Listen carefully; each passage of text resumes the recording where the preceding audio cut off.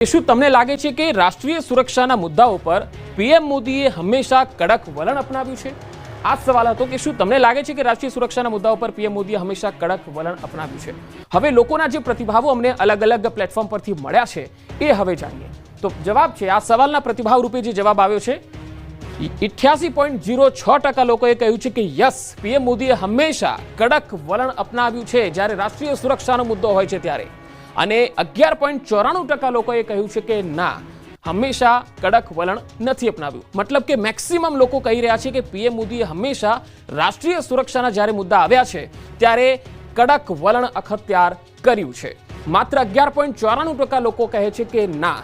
એટલે કે અહીંયા સૌથી વધારે 88.06% લોકો કહી રહ્યા છે કે પીએમ મોદી જ્યારે દેશ હિતના મુદ્દા હોય છે, રાષ્ટ્રીય સુરક્ષાને લગતા કોઈ મુદ્દા હોય છે તો સૌથી પહેલા તેઓ કડક વલણ અપનાવીને નિર્ણય લેતા હોય છે. અહીંયા પીએમ મોદીની નિર્ણય શક્તિનો પણ અદ્ભુત પરિચય આ જવાબમાં દેખાઈ રહ્યો છે. લોકો જાણી રહ્યા છે કે પ્રધાનમંત્રી જ્યારે દેશની સુરક્ષાના મુદ્દા ઉપર હોય કે સરહદની સુરક્ષાના મુદ્દા હોય કે પછી જ્યારે આતંકી હુમલાની વાત હોય કે પછી ઓપરેશન સિંદૂર છે, લોકોએ જોયું છે કે એમનો કડક વલણ કયા પ્રકારનું રહે છે.